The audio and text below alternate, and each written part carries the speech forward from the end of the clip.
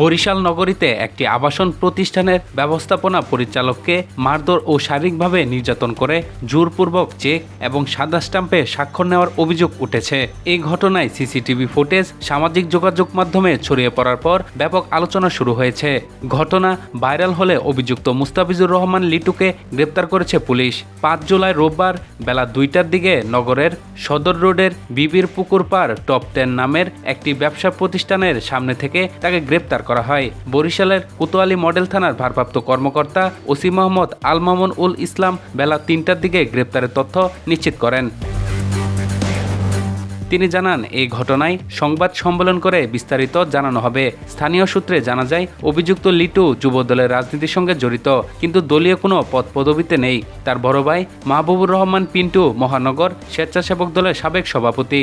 অভিযোগ অনুযায়ী গত ২৭ জুন সন্ধ্যায় নগরীর সদর রোডে অবস্থিত অগ্রণী হাউজিং লিমিটেডের কার্যালয়ে কয়েকজন ব্যক্তি প্রবেশ করে প্রতিষ্ঠানের এমডি আব্দুল আজিজ হাওলাদারের উপর হামলা চালান। তার দাবি, নির্যাতনের এক পর্যায়ে ভয়ভীতি দেখিয়ে ৭০ লাখ টাকার একটি চেক, একটি সাদা চেক এবং ২টি সাদা স্ট্যাম্পে স্বাক্ষর নিতে বাধ্য করা হয়।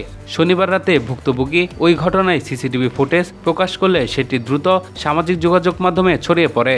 ভিডিওতে কয়েকজনকে এমডির কক্ষে প্রবেশ করতে এবং পরে সেখানে উত্তেজনাকর পরিস্থিতি সৃষ্টি হতে দেখা যায়। এক পর্যায়ে আরেক ব্যক্তি কক্ষে প্রবেশ করলে তাকেও বের করে দেওয়া হয়। চেক ও স্ট্যাম্প গ্রহণের দৃশ্য ভিডিওতে ধারণ করা হয়েছে। ভিডিওতে দেখা যায় আব্দুল আজিজের কক্ষে ৪ জন যুবক প্রবেশ করেন। তাদের মধ্যে মুস্তাফিজুর রহমান লিটু নামের এক ব্যক্তি তাকে মারধর করেন। এক পর্যায়ে তাকে শারীরিকভাবে নির্যাতন করে ২টি চেক ও একটি সাদা স্ট্যাম্পে স্বাক্ষর নেওয়া হয়। ঘটনার সময় আজিজকে বাচ্চু বাচ্চু বলে কাউকে ডাকতে শোনা যায়। পরে আরও একজন কক্ষে প্রবেশ করলে তাকে কিছুক্ষণ আটকে রেখে ধাক্কা দিয়ে বের করে দেওয়া হয়। এ সময় চেক ও স্ট্যাম্পে স্বাক্ষর নিয়ে সেটা হস্তান্তরের দৃশ্য মোবাইলে ধারণ করা হয়। আব্দুল আজিজ হাওলাদার বলেন, অভিযুক্ত মুস্তাফিজুর রহমান লিটু একসময় তাদের ব্যবসায়িক অংশীদার ছিলেন। পরে জমি হস্তান্তরের মাধ্যমে সব আর্থিক হিসাব নিষ্পত্তি করা হয় এবং কোনো পাওনা নেই এই মর্মে লিখিত অঙ্গীকারও দেওয়া হয়েছিল। এরপর লিটু তার কাছে ১ কোটি টাকা দাবি করে আসছিলেন। সেই দাবির ধারাবাহিকতায় অফিসে ঢুকে তাকে নির্যাতন করে জোরপূর্বক স্বাক্ষর নেওয়া হয়েছে বলে অভিযোগ করেন তিনি।